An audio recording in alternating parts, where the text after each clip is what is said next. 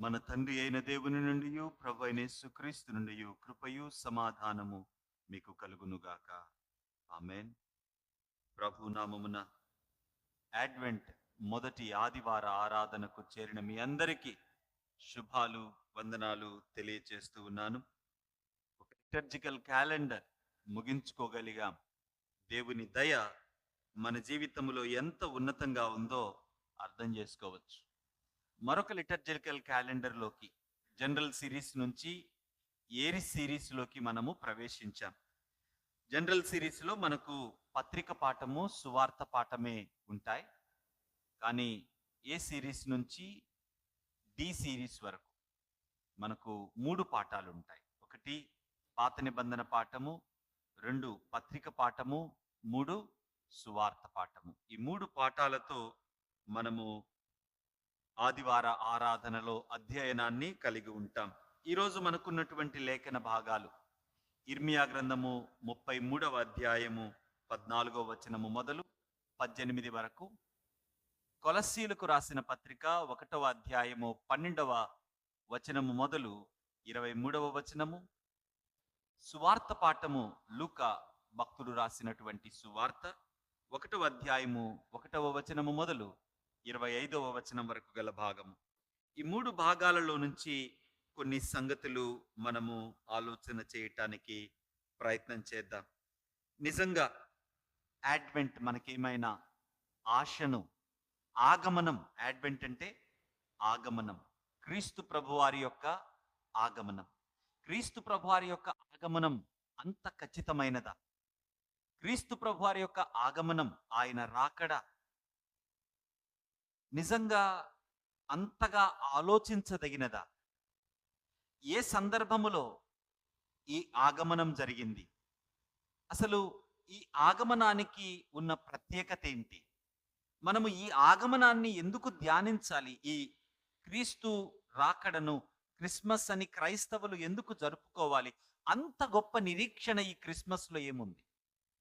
అంతగా ప్రపంచమంతా ఈ మాసమంతటిని ఆగమన మాసము అని ఆలోచించటానికి అంత ప్రత్యేకత ఏముంది?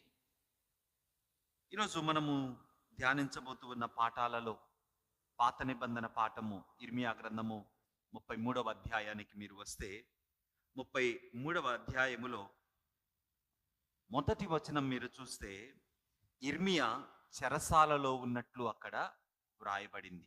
ఎందుకు చెరసాలలో ఉన్నాడు అంటే, సిద్కియా రాజు ఇర్మియాను పిలిచి దేవుడు ఏం చెప్తూ ఉన్నాడు? ఇదిగో నెబుకద్నేజరు అంటే బబులోనీయులు యూదయ సామ్రాజ్యాన్ని చుట్టుముట్టారు.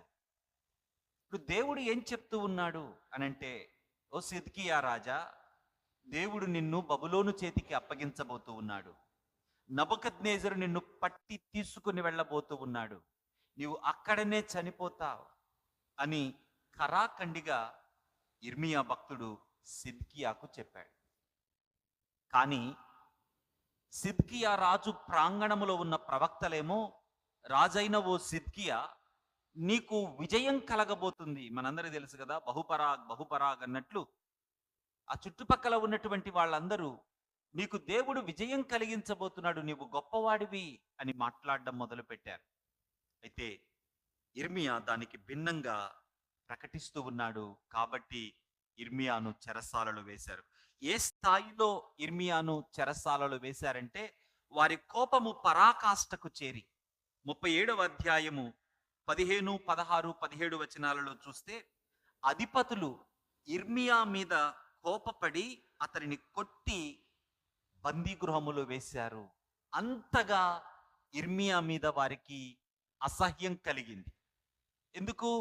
ఇతనొక్కడే వ్యత్యాసంగా మాట్లాడుతూ ఉన్నాడు. మిగిలిన వారందరూ అంటూ ఉన్నారు, సిద్కియా రాజా నీకు విజయం కలుగుతుంది అంటూ ఉన్నారు. కానీ ఇర్మియా ఒక్కడే ఆ మాట చెప్తూ ఉన్నాడు. ఇర్మియా 33వ అధ్యాయములో తెలిపిన మాట ఇది మొదటిసారి పలికిన మాట కాదు. ఈ ప్రవచనం ఏదైతే మనము 14 నుంచి 18 వచనాలలో చూస్తూ ఉన్నామో, ఈ ప్రవచనం మొదటిసారి తెలుపబడిన ప్రవచనం కాదు. ప్రాముఖ్యంగా ఇర్మియా యొక్క పరిచర్య సుమారు 40 సంవత్సరాల పరిచర్య ఇర్మియాది. యూదయ మరియు ఇశ్రాయేలు ప్రాంతాలలో. ఇశ్రాయేలు అప్పటికే అష్షూరియుల చేతిలో బానిసలుగా ఉన్నారు. ఇక మిగిలింది యూదా రాజ్యం మాత్రమే. యూదా రాజ్యాన్ని సిద్కే ఏలుతూ ఉన్నాడు. బబులోను యూదా రాజ్యాన్ని కూడా చెరకొని పోవటానికి సైన్యముతో వచ్చి ముట్టడి వేసి. ఇప్పుడు మీరు ఆలోచించండి, ఏ ప్రవచనాన్నైతే ఇక కొద్దిసేపటిలో ఈ సిద్కియా రాజు వచ్చి పూర్తిగా యూదా రాజ్యం అంతటిని నేలమట్టం చేయబోతూ ఉన్నాడు, యెరూషలేమును వినాశనపరచబోతూ ఉన్నాడు, దేవాలయాన్ని కూలగొట్టబోతూ ఉన్నాడు. ఆ సందర్భములో ఈ ప్రవచనాన్ని ఇర్మియా భక్తుడు చేస్తూ ఉన్నాడు.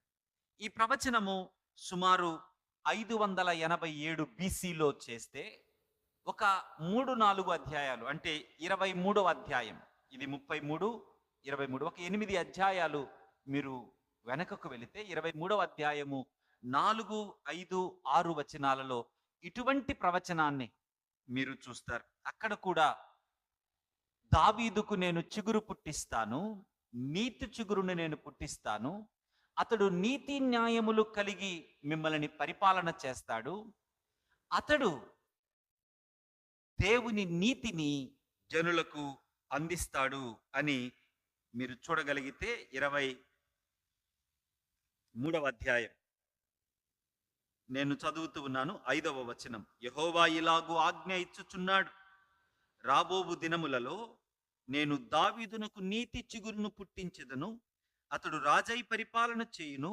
అతడు వివేకంగా నడుచుకుంటాడంట, భూమి మీద నీతి న్యాయములు జరిగిస్తాడంట, అతని దినములలో ఇశ్రాయేలు ప్రజలు రక్షణ పొందుతారు, నిర్భయముగా నివసిస్తారు, దేవుడే మనకు నీతి అని పేరు పెట్టుదురు. ఇదే ప్రవచనము మనకు ఇప్పుడు మనము చదువుకుంటున్న 33వ అధ్యాయంలో కూడా కనపడుతుంది. అంటే ఇర్మియా ఆల్రెడీ వారిని హెచ్చరిస్తూ ఉన్నాడు, గద్దిస్తూ ఉన్నాడు, మీరు తప్పు చేస్తూ ఉన్నారు. ప్రత్యేకంగా 21 నుంచి 24 అధ్యాయాలలో యూదయ రాజులను దేవుడు ప్రవక్త అయిన ఇర్మియా ద్వారా గద్దించాడు, వారి తప్పును ఖండించాడు. వారు ప్రధానంగా ప్రజలను చెదరగొడుతూ భయభ్రాంతులకు గురి చేస్తా, అధిక పన్నులు వారి మీద వేస్తా, అన్యాయపు తీర్పులు తీరుస్తా, విగ్రహారాధన వైపుకు వారిని నడిపించి రాజులుగా తాము దేవుని ధర్మశాస్త్రాన్ని, దేవుని వాక్యాన్ని, దేవుని నీతిని విడిచిపెట్టి అన్యాయమైన జీవితాన్ని వారు జీవిస్తూ ఉన్నారు. కాబట్టి 21 నుంచి 24 అధ్యాయాలలో రాజులను గద్దిస్తూ ప్రవచించిన ప్రవచనాలు మనకు వినపడతాయి. అక్కడ నుంచి వినాశము ప్రకటించబడిన తరువాత 23వ అధ్యాయములో దావీదుకు నీతి చిగురు పుట్టును అన్నటువంటి వాగ్దానము, అదే వాగ్దానము 33వ అధ్యాయములో తిరిగి కనపడతా ఉంది. మరలా ఈ రెండిటికి మధ్య 31వ అధ్యాయములో ఒక నూతన నిబంధనను దేవుడు చేస్తూ ఉన్నాడు. మీ హృదయమందు నా స్వహస్తాలతో నా ధర్మశాస్త్రాన్ని రాస్తాను. మీకు ఎవరో ధర్మశాస్త్రాన్ని బోధించనవసరము లేకుండా, దేవుని నీతిని న్యాయమును వేరెవరో బోధించనవసరము లేకుండా మీ హృదయాలలో నా ఆజ్ఞలను లిఖిస్తాను. మీకు నేను దేవుడనై ఉంటాను, మీరు నా ప్రజలై ఉంటారు. ఇది దేవుడు 31వ అధ్యాయములో చేసిన నిబంధన. దానిని దాటి 33వ అధ్యాయములోనికి వచ్చాక, ఆ దినములలో ఆ కాలమందు నేను దావీదుకు నీతి చిగురును మొలిపించెదను 15వ వచనంలో. అదే ప్రజలను ఇబ్బంది పెడుతూ ఉన్నటువంటి దావీదు వంశస్థులైనటువంటి రాజులు, మరొక వైపు అటువంటి పరిస్థితుల్లో ఉన్నటువంటి ఇశ్రాయేలు దేశాన్ని ఆల్రెడీ అష్షూరియులు లోబరుచుకున్నారు. ఇప్పుడు అష్షూరియుల చేతిలో నుంచి బబులోను లోబరుచుకుంది. ఇది ఉత్తర దేశము. ఇప్పుడు దక్షిణ దేశానికి వచ్చారు. ఉత్తర భాగం ఆక్రమించేసుకున్నారు, దక్షిణ భాగం యూదయ దేశం ఉంది, యెరూషలేము ప్రాంతం ఉంది. ఇప్పుడు అక్కడికి వచ్చి చుట్టూ ముట్టడి వేశారు. ఆల్రెడీ అప్పటికే వారు కొంతమందిని బానిసలుగా తీసుకొని పోయారు. సిద్కియా రాజు మిగిలి ఉన్నాడు. ఆహారము లోపలికి రాని పరిస్థితి, ఉన్నటువంటి ఆహారము అప్పటికే అయిపోయినటువంటి పరిస్థితి, చాలా భయముతో భీతితో ప్రజలు ఉన్న కాలం అది. ఈ కాలములో వారి కంటికి కనపడుతుంది ఏంటి అంటే, బబులోను రాజైనటువంటి నెబుకద్నెజరు ఇక కొద్ది కాలములో ఈ యూదయ ప్రాంతాన్ని పూర్తిగా నేలమట్టం చేయబోతూ ఉన్నాడు. కంటికి కనపడుతూ ఉంది ప్రజలకు. రెండు, వారికి ఆహార నిల్వలు అయిపోయాయి, ఆకలితో చస్తూ ఉన్నారు, కంటికి కనపడుతుంది వాళ్లకు. వాళ్ళ నీటి ప్రవాహాలను వారు అడ్డుకున్నారు, నీరు కూడా దొరకని పరిస్థితికి వారు వెళ్ళిపోయారు, కనపడుతుంది వాళ్ళ కంటికి. వారు సైన్యంగా లోపలికి వస్తే యెరూషలేము పట్టణము కూలదోయబడతది, దేవాలయము కూలదోయబడతది, బలులు హోమాలు ఆపివేయబడబోతూ ఉన్నాయి. ఇవన్నీ యథార్థంగా జరిగాయి. అదే విలాపవాక్యములు. విలాపవాక్యాలలో ఎంతగా ప్రవక్త ఇర్మియా రోదిస్తూ కన్నీరు కారుస్తూ ఉన్నాడంటే, మా పెద్దల తలలు తెగిపోయాయి, వాళ్ళ మొండెలను ఊరి గవునుల యొద్ద వేలాడదీశారు,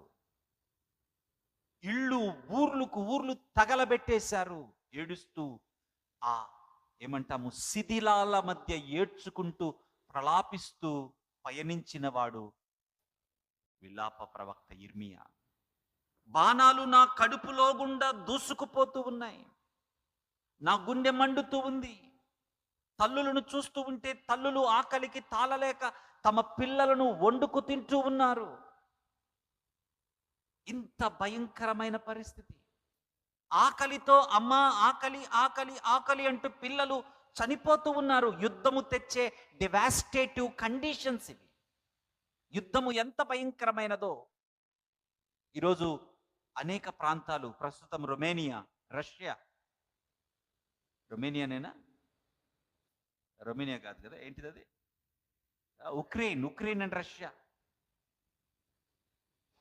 ఇటు ఆఫ్రికన్ కాంటినెంట్కి వెళితే ఎంత యుద్ధముతోనే వారు బ్రతుకుతూ ఉంటారు. వాళ్ళు ప్రతిరోజు తుపాకులతో చాలా భయంకరమైనటువంటి, అందుకే ఇంకా వాళ్ళు పేదరికంలో, ఇంకా వాళ్ళు సరి అయిన విద్య లేని పరిస్థితుల్లో, ఇంకా ఆ బార్బరిక్ యాక్టివిటీస్లోనే ఇంకా మనకు కనపడతారు. యుద్ధము తెచ్చే డివాస్టేటింగ్ సిచ్యువేషన్స్, వాటన్నిటిని చూసి కన్నీటితో రోధిస్తూ ఉన్నటువంటి ప్రవక్త. అంటే వాళ్ళ కంటికి కనపడుతుంది. నేను జరిగిన సంగతులు చెప్తూ ఉన్నాను, ఇంకా అవి జరగల. అప్పటికి వారి కంటికి కనపడుతూ ఉన్నవి జరగబోతూ ఉన్న వినాశనం అయితే ఈ ప్రవక్త అంటున్నాడు, ఇదిగో దావీదుకు నీతి చిగురు పుడతాడు. అదేంటి, ఆల్రెడీ సైన్యము అక్కడ దాకా వచ్చేసింది. ఏదో ఒక సమయంలో వచ్చి దావీదు వంశములో దావీదు సింహాసనాన్ని ఎక్కిన సిద్కియాను పట్టుకొని వెళ్ళిపోతారు. ఒక్కసారి సిద్కియాను తీసుకుని వెళ్ళిపోతే దావీదు సింహాసనం పూర్తిగా లేకుండా పోద్ది కదా. ఇదేంటి ఇర్మియా ఇలా ప్రవచిస్తూ ఉన్నాడు? అర్థం కాని పరిస్థితి. దావీదు సింహాసనము మీద చిరకాలము నేను నీ సంతానానికి అధికారాన్ని ఇస్తాను అని సమూయేలు 2వ గ్రంథము 7వ అధ్యాయములో దావీదుకు దేవుడు చేసిన నిబంధన అది. ప్రాబ్లం ఇక్కడ సిద్కియాను నెబుకద్నెజరు పట్టుకు వెళ్ళటం ప్రాబ్లం కాదు. సిద్కియాను నెబుకద్నెజరు పట్టుకొని వెళ్ళిపోతే, దావీదు సింహాసనము కూలిపోతే దేవుడు దావీదుకు చేసిన నిబంధన కొట్టివేయబడుతున్నది. అది దానితో సమానం. That's the problem that the JUDA as nation was facing. 2, నెబుకద్నెజరు దావీదు సింహాసనాన్ని కూలదోయడం మాత్రమే కాదు, దేవుడు వారికి ఇచ్చినటువంటి గుర్తింపు దేవాలయాన్ని కూలగొట్టబోతూ ఉన్నారు. And it had happened. They are at the stage of losing their own identity. దేశముగా వారికున్న గుర్తింపును కోల్పోయే ప్రమాదములో వారు ఉన్నారు. ఆ ప్రమాదములో దేవుడు ఇర్మియా ద్వారా మాట్లాడిస్తూ ఉన్న మాట, దావీదుకు నీతి చిగురు పుడుతుంది. దావీదుకు నీతి చిగురు పుట్టడమే కాదు, ఆ నీతి చిగురు దేవుని రాజ్య పరిపాలనను తన ప్రజలకు అందిస్తాడు, న్యాయంగా పరిపాలిస్తాడు, కనికరాన్ని చూపిస్తాడు, తన ప్రజలను రక్షిస్తాడు, కాపాడతాడు. ఇశ్రాయేలీలకు 2 ఆఫీసెస్ ఉన్నాయి. ఒకటి kingly office, 2 priestly office. King ఎందుకు? దేవుని లక్షణాలను కలిగి. ఎలా కలిగి ఉంటాడు దేవుని లక్షణాలను? అందుకే రాజుగా వారు ఎన్నుకునే ప్రతి వ్యక్తి ధర్మశాస్త్రాన్ని తన ఇంట తన కొరకు ఒకటి పెట్టుకోవాలి. ఆ వ్యక్తి ధర్మశాస్త్రాన్ని చదువుతూ తన అనుదిన జీవితాన్ని ధర్మశాస్త్రానుసారంగా కొనసాగించాలి. అలా కొనసాగించేటప్పుడు దేవుని యొక్క నీతిని, దేవుని యొక్క న్యాయమును ప్రజలకు అందించుట మాత్రమే కాదు, ఆ వ్యక్తి ప్రజలను రక్షించి, ప్రజలను కాపాడి, ప్రజలను నడిపిస్తాడు. అందుకోసం రాజు అనే వ్యక్తి ఉన్నాడు. 2 యాజకత్వపు ఆఫీస్, ప్రీస్ట్లీ ఆఫీస్. వీరు యాజక ధర్మాన్ని జరిగిస్తా, బలులను, సాక్రిఫైసెస్ ని, ఇన్సెంట్ ఆఫరింగ్స్ ని, గ్రెయిన్ ఆఫరింగ్స్ ని అర్పిస్తా ఆయా కాలాలలో, ఆయా సమయాలలో ప్రజలందరి పక్షాన దేవుని ఎదుట రిప్రజెంట్ చేయవలసిన వారు యాజకులు. ఒకవైపు ఎవరినైతే రాజులుగా ఎన్నుకొని దేవుడు వారిని నడిపిస్తా వచ్చాడో, ఏ రాజు కూడా దేవుని పోలి న్యాయమును, కనికరమును, నీతిని కనపరచకపోగా ఒక స్థాయిలో యాజకులు సహితము ఆనాటి ప్రజలను ఇబ్బందులకు గురి చేసినటువంటి కాలము.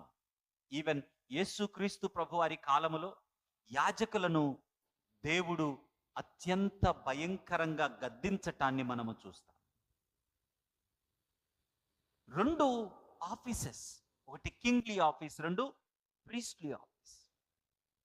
ఇప్పుడు ప్రమాదం ఏ స్థాయికి వచ్చిందంటే, రాజు పూర్తిగా కనుమరుగయ్యే పరిస్థితి, దేవాలయము, ప్రాయశ్చిత్త బలులు పూర్తిగా ఆగిపోయే పరిస్థితి.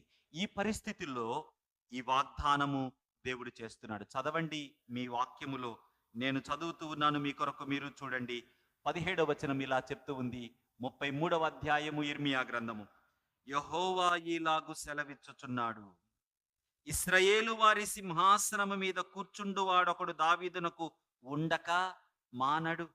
33:17. ఇశ్రాయేలునకు సింహాసనము మీద కూర్చుండు వాడొకడు ఉండక మానడు. 18వ వచనం అంటుంది, ఎడతెగక దహన బలులను అర్పించుటకును, నైవేద్యములను అర్పించుటకును, బలులు అర్పించుటకును నా సన్నిధిని యాజకులైన లేవీయులలో ఒకడు ఉండక మానడు. అంటే ఈ 2 షాటర్ అయిపోబోతూ ఉన్నాయి. ఈ 2 షాటర్ అయిపోతూ ఉన్న టైంలో దేవుడు వాగ్దానం చేస్తూ ఉన్నాడు, యాజకుడు ఉంటాడు, దావీదు సింహాసనం ఉంటుంది. వాళ్ళ కంటికి కనపడట్లా. Is it not? మీరు ఆలోచన చేయండి. లిటరల్లీ కాళ్ళు 2 తెగిపడిపోయే యాక్సిడెంట్ అయ్యి, నా కాళ్ళు 2 తెగిపడిపోయే యాక్సిడెంట్ అయ్యి, వెంటనే సంజయ్ పాస్టర్ గారు వచ్చి నా చెవిలో, బ్రదర్, దేవుడు నాతో మాట్లాడుతున్నాడు, మీరు లేచి 2 కాళ్ళతో నడుస్తారు అంటున్నాడు అనుకోండి. నాకేమనిపిస్తుంది? నేనంటే ఏదో బాధలో ఉన్నా, ఏదో వింటున్నా. పక్కనే ప్రశాంత్ కూడా ఉన్నాడు, ఇటు పక్కన దయాకర్ ఉన్నాడు, అటు పక్కన ఇంకా 4-5 ఉన్నారు. వాళ్ళకు కూడా వినపడుతున్నాయి ఆ మాటలు. ఏమనిపిస్తుంది వాళ్ళకి? ఏమనిపిస్తుంది? సరేలే, ఈయనకి దేవుడి స్వరం వినపడినట్టే ఉంది. ఈయనకి దేవుని స్వరం వినపడిందో, ఇంకే స్వరం వినపడిందో. అవునా? అంటే హోప్ ఉండటానికి ఏ అవకాశం ఉంది? That's the problem. హోప్ ఉండటానికి అవకాశము లేని సమయములో దావీదు సింహాసనం స్థిరమవుతుంది. యాజక ధర్మం చిరకాలము, శాశ్వత కాలము నిలిచి ఉంటది అని ఆ వాగ్దానాన్ని ఎలా తీసుకోగలరు వాళ్ళు? మీకు నాకు అనిపిస్తుంది ఇక్కడ, ఎందుకంటే వీఆర్ కాలములో ఈ మూల ఉన్నాం మనం. అప్పటికి యెరూషలేము ఇంకా కూలద్రోయబడలా, అప్పటికి యెరూషలేము ఇంకా కూలద్రోయబడలా, అప్పటికి ఇంకా యాజకత్వము జరుగుతూ ఉంది. ఆ తదుపరి జరిగిన కార్యక్రమం ఇది. యెరూషలేము పూర్తిగా నేలమట్టము చేయబడింది. యెరూషలేము నేలమట్టము చేయబడటానికి ముందు ఆ సంగతులు జరుగుతాయని స్పష్టంగా వారికి అర్థమవుతూ ఉంటే, మరొక ప్రక్కన ఈ సింహాసనం ఉంటది, ఈ యాజకత్వం జరుగుతది అని, దావీదుకు నీతి చిగురు పుడతది అని చెబితే ఇశ్రాయేలీయులు ఎలా నమ్ముతారు? ఎంతమంది నమ్మారో నాకు తెలియదు. ఎంతమంది విశ్వసించారో నాకు తెలియదు. ఎంతమంది నిరీక్షించారో నాకు తెలియదు. ఖచ్చితంగా నిరీక్షించారు, ఖచ్చితంగా విశ్వసించారు. అది మాత్రం నేను చెప్పగలను. ఖచ్చితంగా మీరు కాలములో కొద్దిగా ముందుకు అడుగులు వేసుకుంటూ వస్తే, ఈరోజు ఇక్కడ నిలుచొని మీరు చెప్పగలరు తప్పక, ఇదిగో దావీదు చిగురు అని ఎవరినైతే ఇర్మియా ప్రవచించాడు, జకర్యా ప్రవచించాడు, యెషయా ప్రవచించాడో, ఆ దావీదు చిగురు ప్రభు అయిన యేసుక్రీస్తు వారు అని మీరు స్పష్టంగా చెప్పాలి. ఇదిగో ఆ యాజక ధర్మము నిలిచిపోక నిత్యము బలులు జరుగుతాయని ఇర్మియా ఎవరిని గురించి ప్రవచించాడో, ఆ ప్రధాన యాజకుడు స్వయాన ప్రభు అయిన యేసుక్రీస్తు వారే అని హెబ్రీ గ్రంథములో 5, 6, 7 అధ్యాయాలు స్పష్టంగా మీరు చెప్పగలరు. ఆ రోజు వారికి ఆ నిరీక్షణ ఎంత మట్టుకు ఉందో నాకు.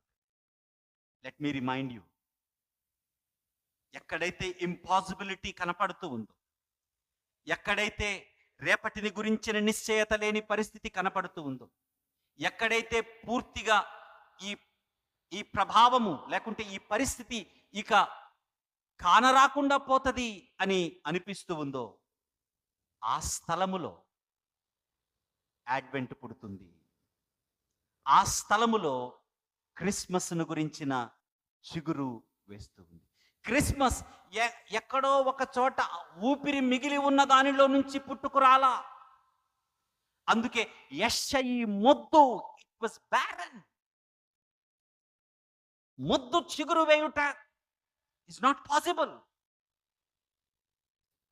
ఒక లైఫ్లెస్ లాగ్ నుంచి చిగురు వేయింప చేసిన వాడు ఆయన. ఇప్పుడు చూడండి ఈ మాటలు, 14వ వచనం.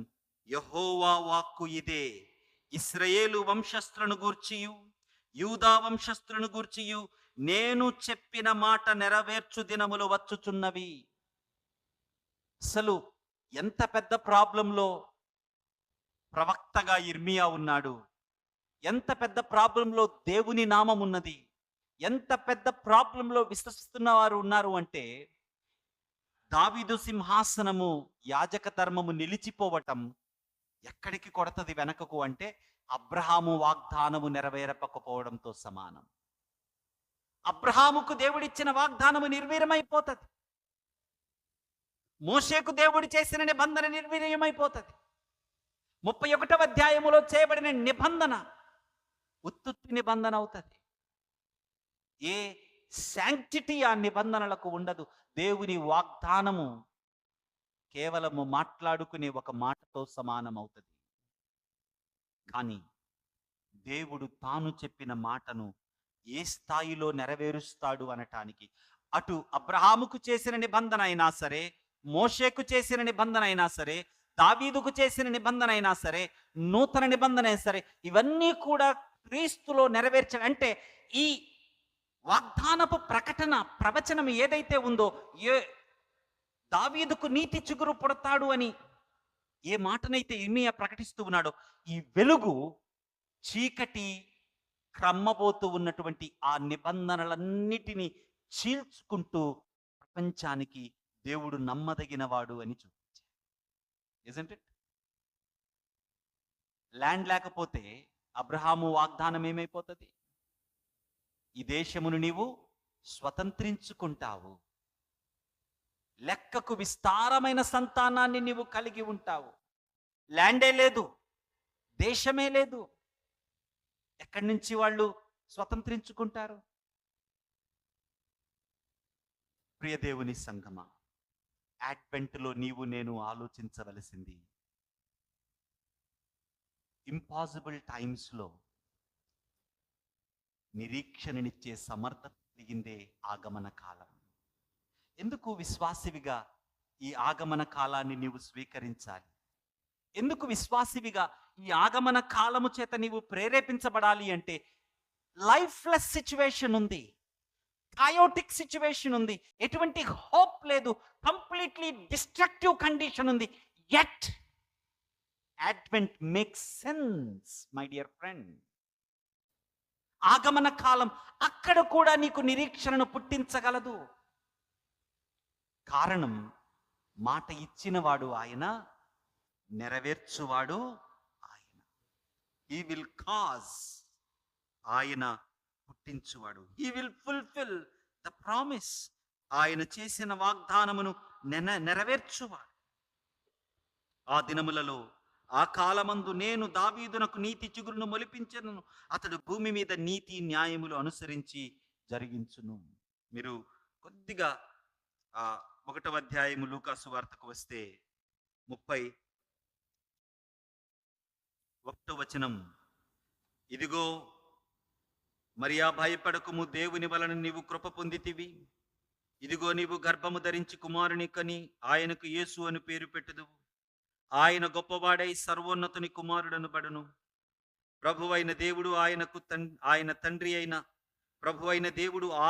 తండ్రి అయిన దావీదు సింహాసనమును ఆయనకు ఇచ్చును.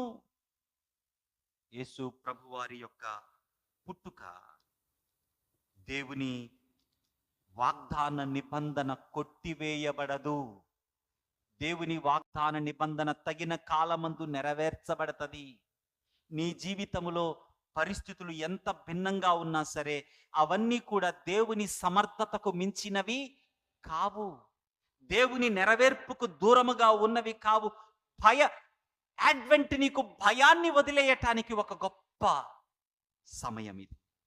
నీ చుట్టూ క్రమ్ముతూ ఉన్న భయాలను చీల్చి అడుగులు ముందుకు వేయటానికి ఒక గొప్ప సందర్భం ఇది. అందుకే 16, ఆ దినములలో యూదావారు రక్షించబడుదురు. రక్షించబడుదురు అంటే అర్థం ఏంటి?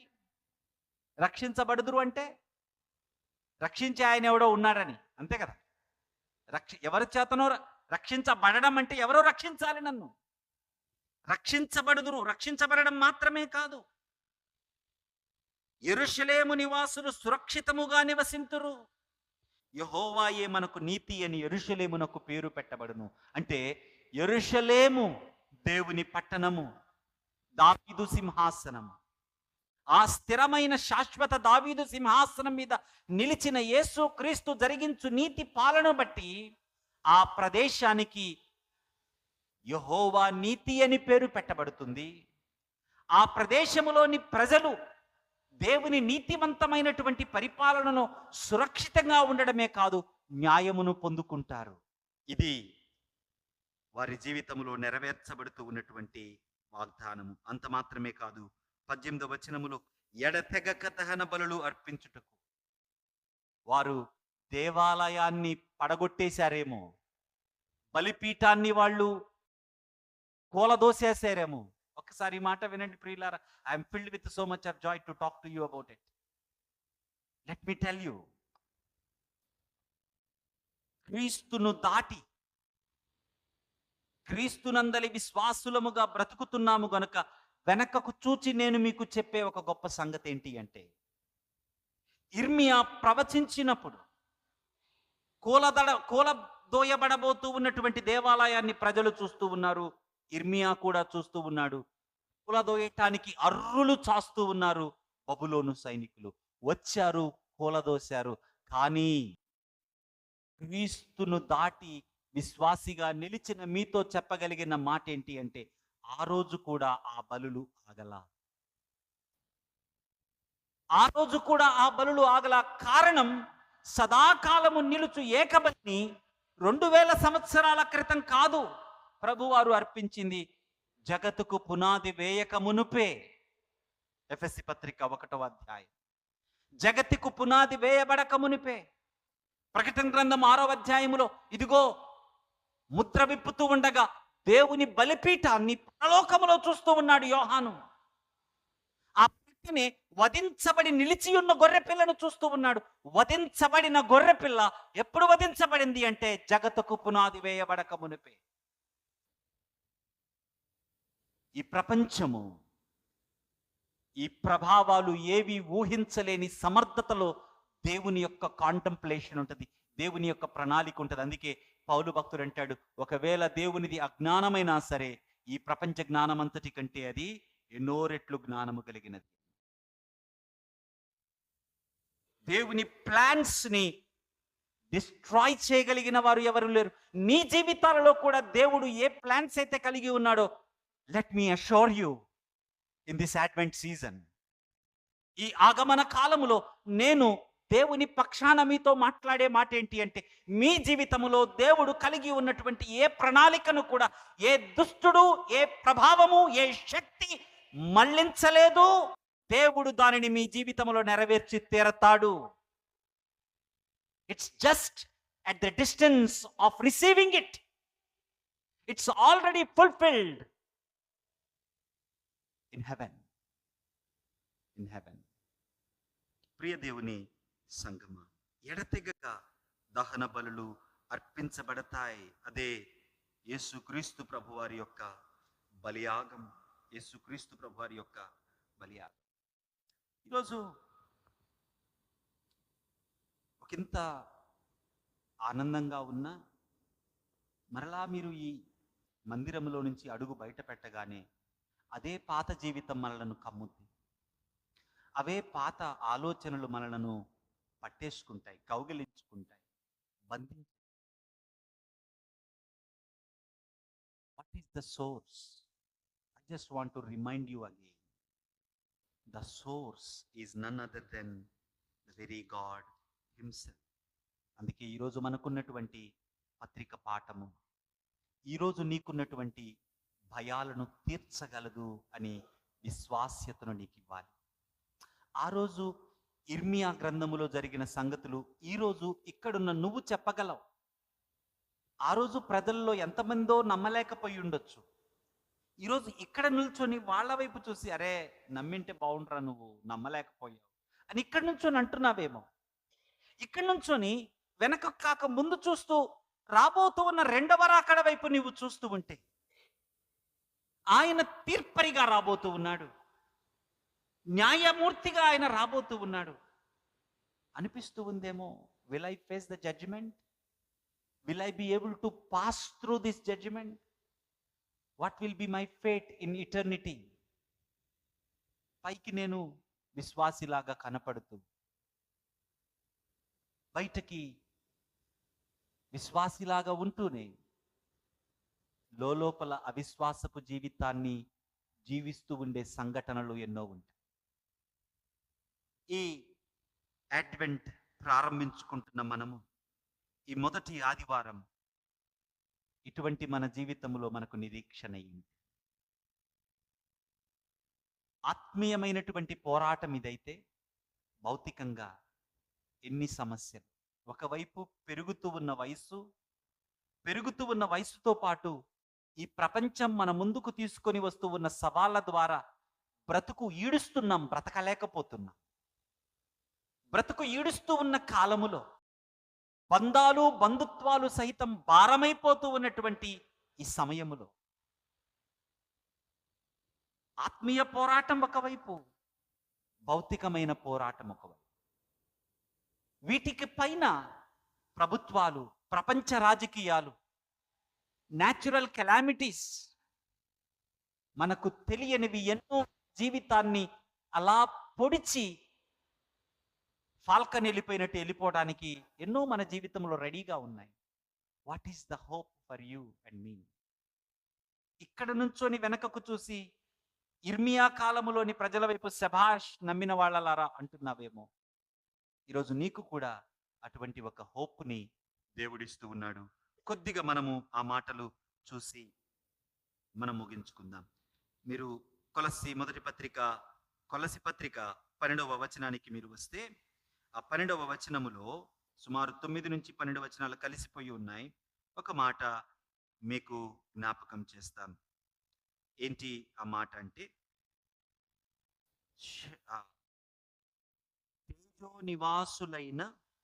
తేజోవాసులైన పరిశుద్ధుల స్వాస్యము.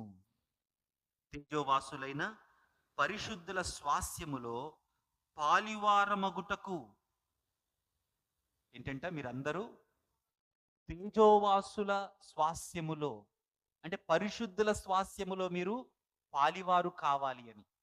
మొదటి వచనం మీరు చూస్తే కొలస్సయిలో ఉన్న పరిశుద్ధులకు అన్న మాట ఉపయోగిస్తూ ఉన్నాడు. అంటే ఫిలిప్పు పత్రికను కూడా పోయిన వారం మనం ధ్యానం చేస్తూ ఫిలిప్పు సంఘానికి పౌలు రాస్తూ ఉన్న మాట ఫిలిప్పులో ఉన్న పరిశుద్ధులకు, అంటే ఫిలిప్పు సంఘములో ఉన్న విశ్వాసులను ఏమంటూ ఉన్నాడు? పరిశుద్ధులు అంటూ ఉన్నాడు. కొలస్సయ సంఘములో ఉన్నటువంటి విశ్వాసులను ఏమంటూ ఉన్నాడు? పరిశుద్ధులు అంటూ ఉన్నాడు. They are already holy. వాళ్ళు పరిశుద్ధులు అన్న దగ్గర నుంచి వాళ్ళ అడుగులు మొదలు పెట్టాలి. ఇప్పుడు చూడండి, పరిశుద్ధులైన వారు పరిశుద్ధులతో ఉన్నటువంటి ఆ సహవాస స్వాస్యములో పాలివారు కావాలి. ఇది దేవుని ఆశ. ఈ పాలివారు మిమ్మల్ని చేయటానికి, ఆ స్వాస్యములో మీరు కూడా పాలివారగటానికి, పార్టేకర్స్ అవ్వటానికి, భాగం పొందుకోవటానికి ఏం చేస్తూ ఉన్నాడంట ఆయన? 13వ వచనం, మనలను అంధకార సంబంధమైన అధికారములో నుండి విడుదల చేసి తాను ప్రేమించిన తన కుమారుని యొక్క రాజ్య నివాసులుగా, అంధకార సంబంధమైనటువంటి అధికారములో నుండి విడుదల చేశాడు, తన కుమారుని రాజ్య నివాసులుగా చేసేశాడు. దావీదుకు నీతి చిగురు పుట్టిస్తాడు ఆయన. ఆ నీతి చిగురే నీతి పరిపాలన చేస్తాడు. ఆ నీతి పరిపాలన బట్టి యెరూషలేము ఏమని పిలువబడుతుంది? యెహోవా నీతి అని పిలువబడుతుంది. అంటే యెరూషలేముకు నీతి అనే పేరు రావటానికి కారణం ఎవరి క్రియ? అది దేవుడు కలిగించినటువంటి కార్యం అది. ఇప్పుడు చూడండి, ఆయన నిన్ను అంధకార సంబంధమైన అధికారములో నుండి విడిపించాడు, తన కుమారుని యొక్క రాజ్య వారసునిగా చేశాడు. ఆ కుమారుని యందు నీకు విమోచనము. ఇక్కడ కుమారుడు అన్న పదం ఏదైతే ఉపయోగించాడో ఆ పదము ఇశ్రాయేలీలు ఎదురు చూసిన మెస్సియాను గురించినటువంటి.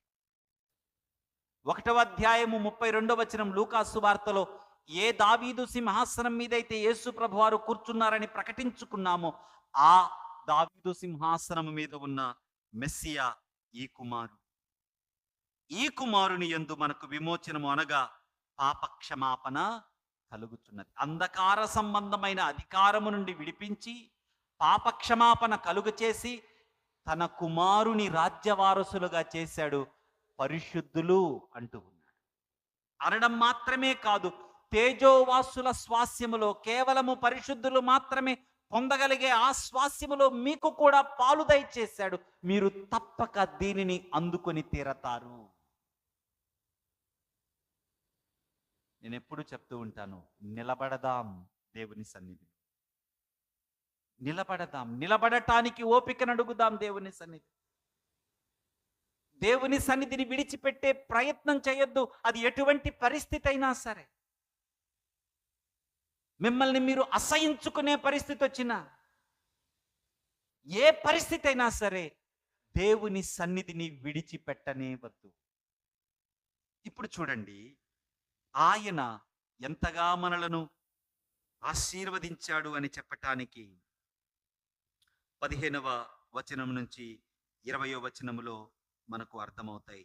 15వ వచనం, ఆయన అదృశ్య దేవుని ఎవరంటే ఆయన అదృశ్య దేవుని స్వరూపి అయి సర్వ సృష్టికి ఆది సంభూతుడై ఉన్నాడు. యేసు క్రీస్తు గురించి మాట్లాడుతూ ఆయన దేవుడు, సర్వ సృష్టిని కలుగ చేసిన వాడు ఆయన.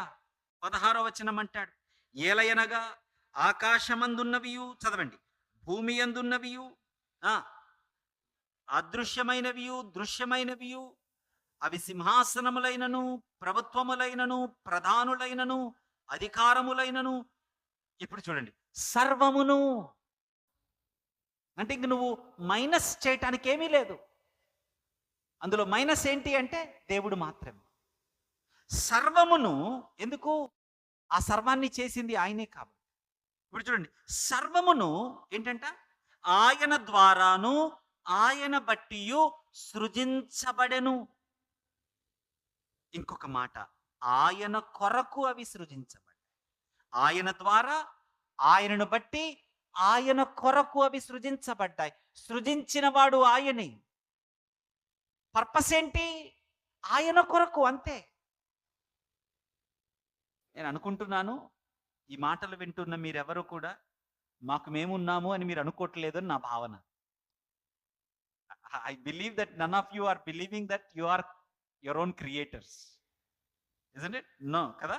ఎవరు నమ్మట్లేదు కదా అలాగా. So you are created by God. దేవుడు సృజించబడిన వారు మీరు అయితే, ఆయన ఎందుకు సృజించాడు అంటే ఆయన కొరకు, ఆయన ద్వారా, ఆయనను బట్టి సమస్తము, అవి దృశ్యమైనవైనా అదృశ్యమైనవైనా, అధికారులైనా అవి ఏవైనా సరే ఆయన ద్వారా సృజించబడ్డాయి. Purpose of everything is in Christ. Purpose of everything is in Christ. Now let me remind you one more thing in verse 17. ఆయన అన్నిటికంటే ముందుగా ఉన్నవాడు ఆయనే. I want you all to remember this time and again, time and again, time and again. ఆయనే సమస్తమునకు ఆధారభూతుడు. Without him you will collapse. Without him you do not have any existence at all. అందుకే పౌలు భక్తుడు Athens పట్టణములో ఆ స్తోయికులు ఎపిక్యూరియన్ల మధ్య మాట్లాడుతూ 17వ అధ్యాయం అపోస్తుల కార్యముల గ్రంథములో అంటాడు, మనము ఆయన యందు జీవించుచు చలించుచు ఆయన యందు ఉనికి కలిగి ఉన్నాం. we are in him, our existence is in him. Without him we will collapse. There is nothing that you and I can say about without him. 17 ఆయన అన్నిటికంటే ముందుగా ఉండి సమస్తమునకు ఆధారము ఆయన, సంఘము అను ఆయన శరీరములు, మనకు ఆయనే శిరస్సు. ఆయనకు అన్నిటిలో ప్రాముఖ్యము కలిగిన నిమిత్తము ఆయన ఆది అయుండి మృతుల్లో నుండి లేచుటలో ఆది సంభూతుడయ్యాను. Even death he is the first. ఆయనే తిరిగి లేచాడు. ఆయన పునరుద్ధానములో నూతన సృష్టి ప్రారంభమయ్యింది. ఆయన పునరుద్ధానములో వాగ్దానము చేయబడిన దేవుని రాజ్యము, నిత్యమైన రాజ్యము, వాగ్దానము చేయబడినటువంటి నిత్యమైన యాగము నెరవేర్చబడతా ఉన్నాయి. పునరుద్ధానము started the new creation. We are going to be in that new creation when he comes back. ఆయన తిరిగి రెండవ ఆగమనములో మన యొద్దకు వచ్చినప్పుడు ఆయనతో ఆ నూతన సృష్టిలో మనము ప్రవేశిస్తాం. నూతన సృష్టిని ఆయన మరణములో నుంచి పునరుత్థానము ద్వారా ఆయన ప్రారంభించాడు. ఇంకొకటి ఆలోచన చేయండి, మరణాన్ని ఈ ప్రపంచము శాపంగా చూస్తుంది. మరణాన్ని ఈ ప్రపంచము వేదనగా చూస్తుంది. కానీ క్రైస్తవ విశ్వాసము మరణాన్ని గురించి మాట్లాడే మాట, దిగులు చెందవద్దు, వారు నిద్రిస్తూ ఉన్నారు. గాఢాంధకారపు లోయ దాటుతున్నావు అంటది దేవుని వాక్యం. మరణాన్ని చూసి భయపడవద్దు. కారణం, మరణములో సహితము నూతన సృష్టిని చేయగలిగిన సమర్థుడు నీవు నేను విశ్వసిస్తూ ఉన్న దేవుడు, నిన్ను నన్ను పిలిచిన దేవుడు. 19వ వచనం, ఆయన యందు సర్వ సంపూర్ణత. ఆయన యందు సర్వ సంపూర్ణ అంటే ఆయనే దేవుడు.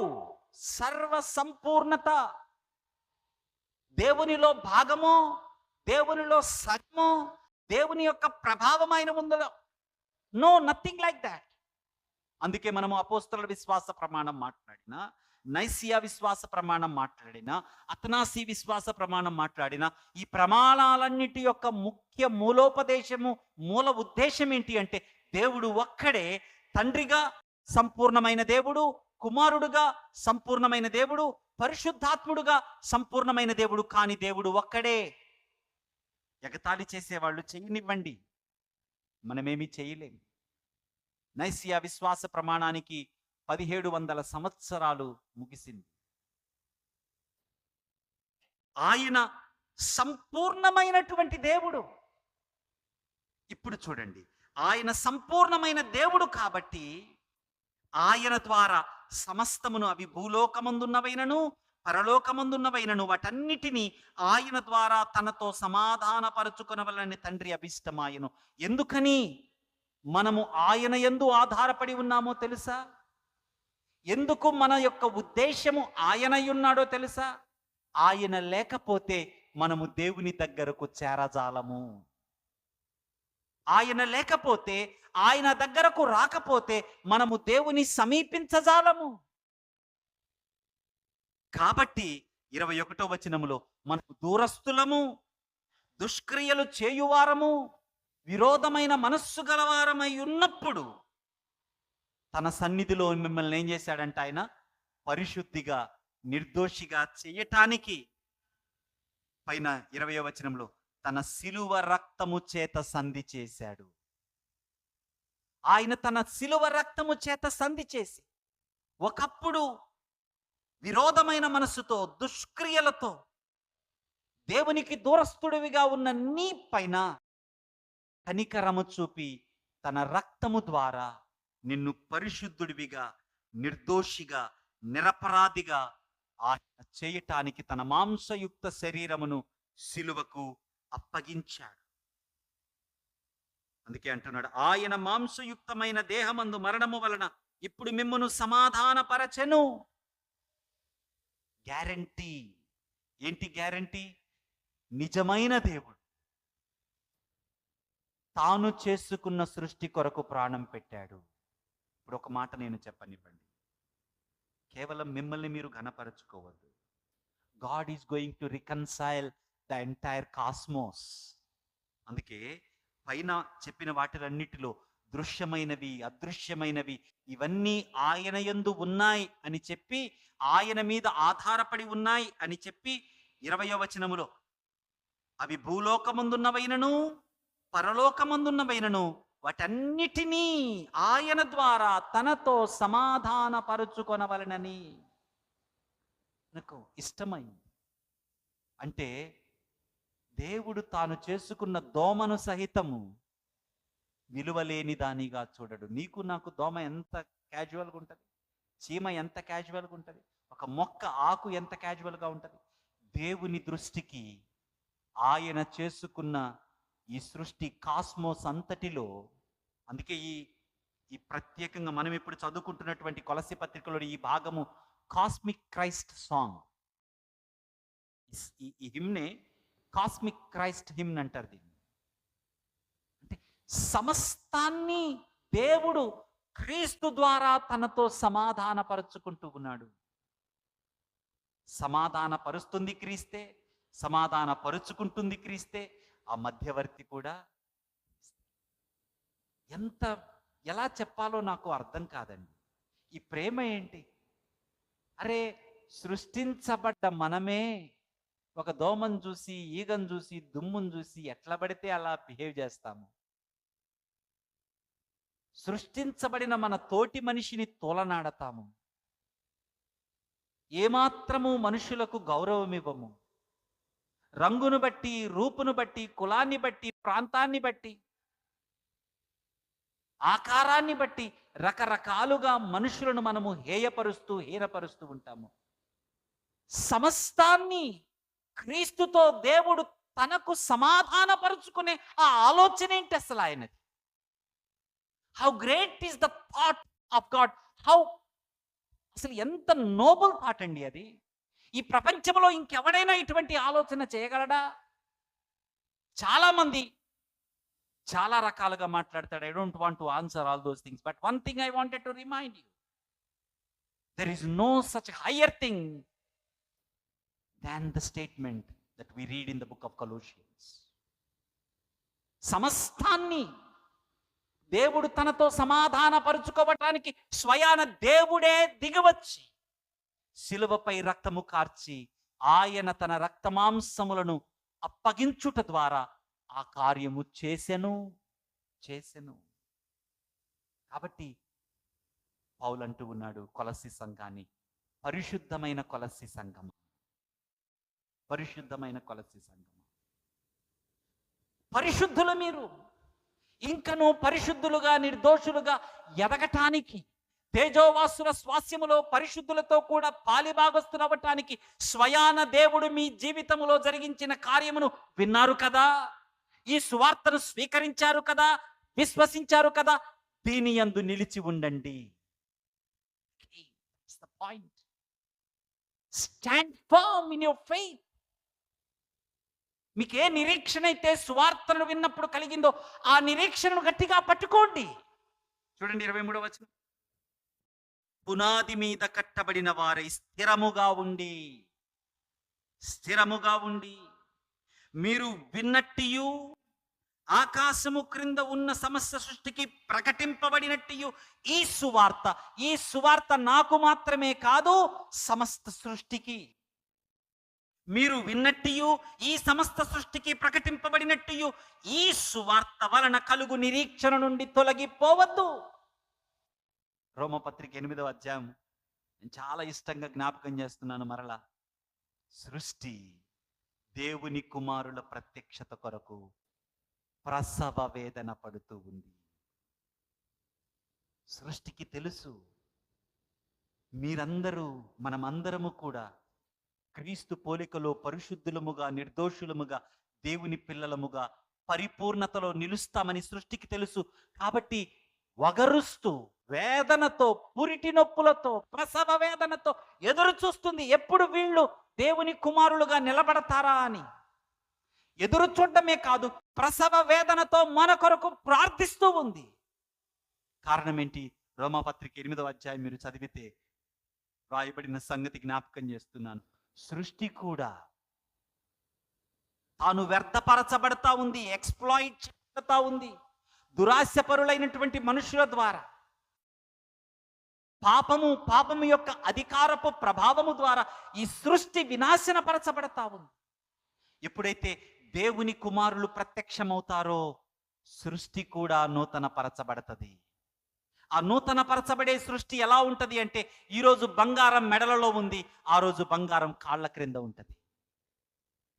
ఈరోజు ఈ సృష్టికి ఫోటోసింథసిస్ కి సూర్యుడు కావాలి, ఆ రోజు దేవుడే ఆ ఫోటోసింథసిస్ ని జరిగిస్తాడు. You will not be able to imagine the kind of world that the creation will form into. గొర్రెపిల్ల, సింహము ప్రక్కన అంటే there won't be enmity amongst the people. సృష్టిలో ఏ ఒక దానిని ఒకటి విభేదించని సర్వ సమాధానములో ఉంటాయి. How great is the plan of God for the entire cosmos. కాబట్టి is going to come back. ఆయన రాబోతూ ఉన్నాడు. ఆయన మొదటి రాకడ గురించిన ప్రవచనాలు దుఃఖములో, వేదనలో ఉన్న వారికి ప్రకటించబడ్డాయి. నెరవేర్చిన వాడు దేవుడు. ఇదిగో ఆయన రెండవ రాకడను గురించిన ప్రకటన మనందరి మధ్య సంవత్సరాలుగా చేయబడతా ఉంది. Cosmic Christ is going to come back to lead us into that cosmic reality. ఆ విశ్వ వాస్తవములోనికి మనలను నడిపించటానికి విశ్వక్రీస్తు రాబోతూ ఉన్నాడు. మీకు కలిగిన ఆ నిరీక్షణ నుండి తొలగిపోవద్దు. దేవుడు మీలో పుట్టించిన విశ్వాసము నుంచి దూరము కావద్దు. యెరూషలేము కూలిపోతుందేమో, దావీదు సింహాసనము కనపడబోవట్లేదేమో, ఇదిగో ఆల్టర్ ఆఫ్ గాడ్ నాశనము చేయబడబోతూ ఉందేమో, ఇక అక్కడ ఆల్టర్ మీద ఇన్సెన్స్ లెగవదేమో. యట్ సిచ్యువేషన్ ఏదైనా సరే, do not yield to the situation. Hope in advent. ఆగమనం, క్రీస్తు ఆగమనంపై నిరీక్షణ పెట్టుకుందాం. క్రీస్తు ఆగమనంపై, క్రీస్తు రెండవ రాకడపై నిరీక్షణ పెట్టుకుని కదలని విశ్వాసముతో నిలిచి ఉందాం. నిన్ను నడిపించేవాడు ఆయన, నిలబెట్టేవాడు ఆయన. నిర్దోషిగా, పరిశుద్ధుడివిగా, తేజోవాసుల స్వాస్యములు, పరిశుద్ధులతో పాలు దయచేయువాడు ఆయన. ఏం చేస్తావు ఈ కాలమందు? లూకాసు వార్త 1వ అధ్యాయము మనము చదువుకున్నటువంటి లేఖన భాగములు బాప్తిస్మమిచ్చి యోహాను గురించి ప్రకటించబడింది. బాప్తిస్మమిచ్చి యోహాను మొదటి రాకడలో ప్రకటించబడిన యేసుక్రీస్తు మార్గమును సరళము చేసినవాడు. ఇదిగో రెండవ రాకడ క్రీస్తు, కాస్మిక్ క్రైస్ట్, విశ్వ క్రీస్తును ఎదురు చూస్తూ ఉంది సంఘము. తన శిరస్సైన క్రీస్తు రాబోతూ ఉన్నాడు అని సంఘము ఎదురు చూస్తుంది. ఆనాడు బాప్తిస్మమిచ్చు యోహాను ఆయన మార్గమును సరళము చేసిన రీతిగా సంఘము అనే నీ శిరస్సయున్న క్రీస్తు రాకడ కొరకు స్థిరమైన నిరీక్షణ కలిగి విశ్వాసమందు నిలకడగా నిలుస్తూ ఎదురు చూచుటయే కాదు, ఈ విశ్వక్రీస్తుకు విశ్వాసముతో మార్గమును సరళం చేయి. బాప్తిస్మమిచ్చు యోహాను వలె నీవు కూడా ఈ విశ్వక్రీస్తు గురించి ఎదురు చూడటయే కాదు, ఈ విశ్వక్రీస్తును వ్యాప్తి చేయి. Do engage in preparing the way for the second advent of Jesus Christ. ఎంత గొప్ప భాగ్యం! ఈ భాగ్యములో ఆయన నిన్ను నిలబెట్టుకుంటాడు. ఈ భాగ్యములో ఆయన నిన్ను పరిశుద్ధుడిగా, నిర్దోషిగా చేసేశాడు.